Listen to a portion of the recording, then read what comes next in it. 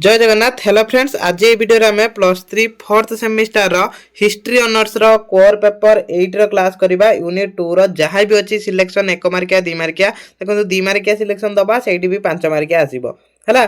तो class T बहुत important हम समस्ते लास्ट जाए देखो देखा शुणवार टे भल मन रुए। तो क्लास टी को कहीं मिस करनी जहाँ भी क्वेश्चन रही है इंपोर्टाट जमीक 3rd सेमिस्टर सिलेक्शन बाजला एवं भी बाज। तो ये प्रथम प्रश्न नवजागरण युग क्यों देश आरंभ है होता है आगु भी पढ़ी 3rd सेमिस्टर इटाली रु। तो यही भाया ही क्वेश्चन आसो बहुत सहज क्वेश्चन यही क्वेश्चन आसो नवजागरण जुगरे वैज्ञानिक चिंताधारा आरंभ होगा प्रमुख कारण केउठी या भितर कोटा मानववादर प्रसार होता से समय है मानववादर प्रसार होता जो कौन होता वैज्ञानिक चिंताधारा आरंभ होता। वैज्ञानिक विप्लव क्यों जुगरे आरंभ है 16श शताब्दी वैज्ञानिक विप्लव आरंभ होता।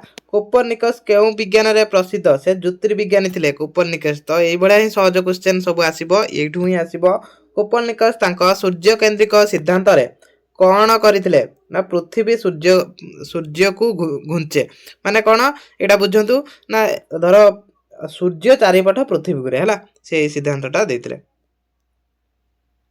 दि रिवोल्यूशन आर्बियम क्वेटेलेस्टम ग्रंथटी रचयिता किए किए कोपरनिकस यार रचयिता।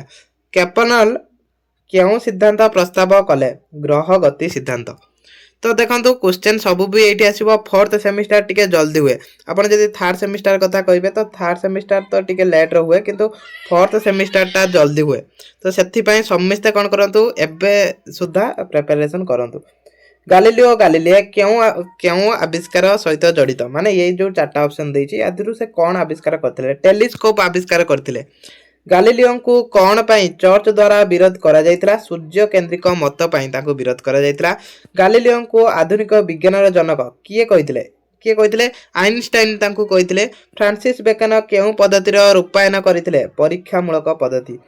नोभम आग्रनम ग्रंथ लेखक किए थे बेकेन। तो यहीटा ये जो टॉपिकटा रही आपनकर कोर पेपर 8 तो बहुत इंपोर्टेंट टॉपिक रही। तो यार क्वेश्चन को कहीं मिस करंतुनी भल भाव में पढ़ंतु।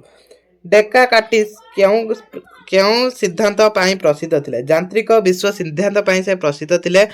मु चिंता करूची सेति पाई मु अछि यह कहार उक्ति थिला यह डाकाटार उक्ति थिला। विलियम हार्वे क्यों आविष्कार सहित जड़ित थे रक्त संचालन सिद्धांत। तो युवा डैश पूरण भी आसो जदि एमसीक्यू पढ़ुं तो डैश पूरण भी आसो। तापरे हार्वे तांको ग्रंथ डि मोटो कडिज केबे प्रकाश कले केबे 1628 रे प्रकाश करथिले। रॉबर्ट बॉयल क्यों विज्ञान सहित जड़ित रासायन विज्ञान सहित जड़ित। बॉयलंक नियम क्यों विषय सहित जड़ित चाप और आयतन सहित जड़ित। आइजैक न्यूटन क्यों ग्रंथ लिखिथिले प्रिंसिपिया मैथमेटिक्स यही पुस्तकटा सी रचना करथिले। न्यूटन प्रिंसिपिया केबे प्रकाश होइतिला केबे 1687 रे एटा प्रकाश करथिले। तो मसियाटा मन रखिबे न्यूटन ताका सिद्धांत रे क्यों सूत्र प्रस्ताव देले गतिर सूत्र प्रस्ताव देइथिले। न्यूटन माध्याकर्षण शक्तिर क्यों विषय सहित संबंधित कोटा यांत्रिक विज्ञान सहित से संबंधित थिले। सप्तदश शताब्दी रे royal society of England London केबे गठित होइतिला 1660 रे गठित होइतिला।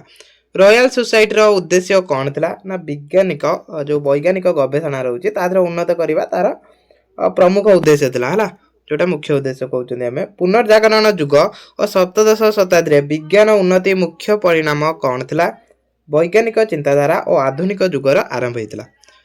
सप्तदश शताब्दी रे वैज्ञानिक विप्लव प्रमुख प्रभाव कौन थिला वैज्ञानिक चिंता और युक्तिवादर उदय।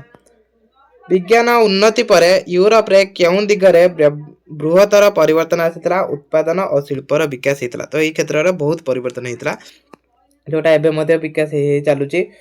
वैज्ञानिक आविष्कार गुड़िक यूरोप रे क्यों विप्लव सहित जड़ित थिला कोटा शिल्प विप्लव सहित जड़ित थिला। विज्ञान उन्नति फल यूरोप समाज रे क्यों मनोभाव जन्म नेला युक्तिवाद और परीक्षावाद जन्म नेला।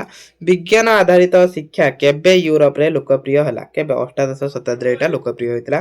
विज्ञान आविष्कार फल यूरोप रे क्यों नूतन आंदोलन उदय हला बौद्धिक आंदोलन उदय होइतिला। वैज्ञानिक युग चिंतानायक माने क्यों विषय उपरे गुरुत्व देइथिले विज्ञान और युक्ति उपरे से गुरुत्व देइथिले। विज्ञान उन्नति पर यूरोप रो कृषि व्यवस्था कौन परिवर्तन आसला कौन होता विज्ञान प्रणाली रे कृषि उन्नति होता माने अधिक उत्पादन भी बढ़ीला। विज्ञान और प्रजुक्ति फल यूरोप रे मानव जीवन रे कौन परिणाम देखा देइतिला कोउटा जीवन रो मन रे सुधार आसीतिला। आधुनिक विज्ञान सर्वाधिक दीर्घस्थायी प्रभाव कौन थिला आधुनिक शिल्प और प्रजुक्ति जुगर आरंभ होइतिला। तापर एठी जहाँ भी अच्छी शून्य स्थान पूरण कर तो या भितर कौन करेंगे ना या भी एमसीक्यू आसो तो एम्स जदि भल भाव में पढ़ुं तो क्वेश्चन टी घूरेक आसे है। तो ये जहाँ भी अच्छी आम डैश पूरण पढ़ा प्राचीन जुग भाव में ऐतिहासिक माने डैश वर्ष को निर्णय करते हजार वर्ष काल को निर्णय कर पंचम ख्रीष्टाब्द बेलू डैश पतन घटवा सह प्राचीन जुग विलोप घटिला बोली जना जाए कौटी रोम रो पतन घटला। मध्ययुग यूरोप रो इतिहास रे डैश जुग बोली अभिहित करा जाए अंधकारमय जुग कहा जाए मध्ययुग को बा ताको इंग्लिश रो डार्क एज कहि परिबे। प्रथमे पुनर्जागरण डैश देश रे आरंभ हैला कोठी एटा इटाली रो आरंभ हैतला। रेनेसां बा नवजागरण एई पद्धति डैश देश रे एक शब्द रो उद्भव होइतला फ्रांस शब्द रो उद्भव होइतला। रेनेसां शब्दटी रो अर्थ कोन पुनर्जन्म बा नूतन जन्म। प्रथमे एई रेनेसां शब्द को इतिहास लिखन रे व्यवहार करथिले डैश माने किए जूलियस मिचेले। तो एटा मोस्ट इंपोर्टेंट क्वेश्चन मन रखिथिबे किए जूलियस मिचेले व्यवहार करथिले। धर्मनिरपेक्षता डैश रे एक मुख्य वैशिष्ट्य थिला रेनेसां रे एक मुख्य वैशिष्ट्य थिला। प्लाटोनिक एकेडमी डैश ठारे प्रतिष्ठा करा जायतिला इटाली रो फ्लोरेंस नगरी रे बारंबार पड़े। डैश मसिया रे प्लोटेनिक एकेडमी प्रतिष्ठा करा जायतिला केबे 396 रे एटा प्रतिष्ठा करा जायतिला। डैश मसिया रे कॉन्स्टेंटिनोपल रो पतन घटितला 1453 मसिया रे कॉन्स्टेंटिनोपल पतन घटितला। शिक्षा प्रदान केंद्रस्थली प्राचीन कालरू यूरोप रे डैश ठारे होइतला कॉन्स्टेंटिनोपल ठारे होइतला। डैश कॉन्स्टेंटिनोपल आक्रमण अधिकार करथिले किए तुर्की रो सुल्तान द्वितीय मोहम्मद आक्रमण करथिले। मध्ययुग यूरोप इतिहास रे डैश जुग भाव में अभिहित करा जाए विश्वासर जुग कहा जाए मन रखिबे। यस और नो हला पुस्तक डैश को द्वारा रचना करा जायतिला। पीटर आब्लड तो एटा मु ओडिया रे पढुथन बोली टिके असुविधा हला तो यस और नो हला एटा पीटर आब्लड रचना करथिले मन रखिथिबे। पीटर आब्लड डैश देशर थिले एटा फ्रांस देशर थिले। रोजर बेकन डैश पुस्तक रचना करथिले ओपस माजेस तो ए सब थर्ड सेमिस्टर रे गुडा पढी जंती प्राय तो ए यूनिट 2 टा जा रहिछि थर्ड सेमिस्टर रे पढी जंती किछि एक्स्ट्रा अछि। मुद्रण प्रक्रिया यूरोपीय माने डैश को ठारू शिक्षा करथिले आरबीय मानक ठारू से माने शिक्षा करथिले। प्रथमे डैश मुद्रण यंत्र उद्भावन कले जॉन गुटेनबर्ग डैश देशर थिले जर्मनी देशर थिले। ख्रिस्टियन और मुसलमान मानक मध्य थिबा दीर्घ दिन धरि चलिथिबा युद्ध को डैश कुआ जाय धर्मीय युद्ध बा क्रुदेश कुआ जाउतला। 1666 मसिया रे डैश अनुष्ठान प्रतिष्ठा करा जायतिला रॉयल एकेडमी ऑफ साइंस एटा 1666 रे प्रतिष्ठा करा जायतिला हला। डैश को आधुनिक विज्ञान जनक बोली कहा जाए कहा को फ्रांसिस बेकन को आधुनिक विज्ञान जनक बोली कहा जाए। डैश थिले प्रथम ज्योतिर्विज्ञानी निकोलस कोपरनिकस। तो मन रखिबे ए सब मोस्ट इंपोर्टेंट एगुडा भी आसे कॉम्पिटिटिव एग्जाम रो ए सब रो भी आसे। सूर्य और चतुर्पार्श्व रे पृथ्वी एवं अन्य ग्रह गुडी के घुरुचंती और यहा गोलाकार भाव में नुहे अंडाकार पथरे प्रदक्षित करूचंती।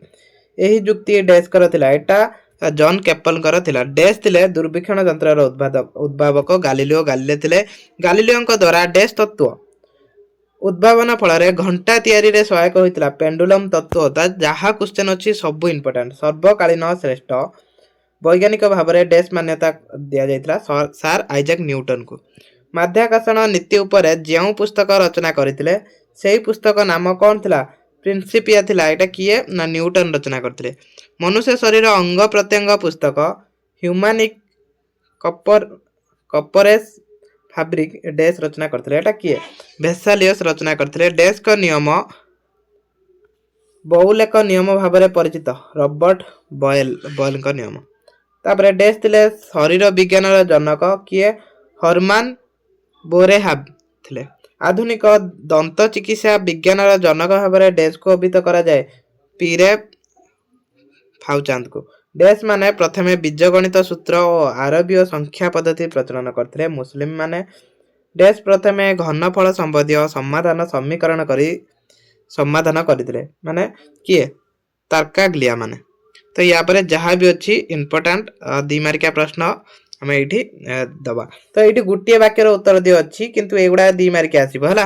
तो सिलेक्शन रही एटा 2 मार्किया आसीबो तो जहाँ भी क्वेश्चन रोचे भल भाव पढ़ु जमीती कि आम थर्ड सेमिस्टर सिलेक्शन देते से क्वेश्चन भी आसला से भाया फोर्थ सेमिस्टर आसो तो जहाँ दिखाई ये नोट करके पढ़ती तो यहाँ क्यों समय को अंधकारमय जुग बोली अभिहित कराए जहाँ भी क्वेश्चन अच्छी सर आइजैक न्यूटन किए एवं से क्यों शक्ति संबंध में मत प्रदान करते हेलमेट किए से क्यों गैस उद्भावन करते जहाँ भी रोचे सब इंपोर्टाट रोचे कड़स कौन उद्भावन करते रेनसार आखिर अर्थ कौन यह क्यों देश सृष्टि होता जहाँ भी रोचे सब सिलेक्शन पढ़ी ने पढ़ी ने सब क्वेश्चन ये आसो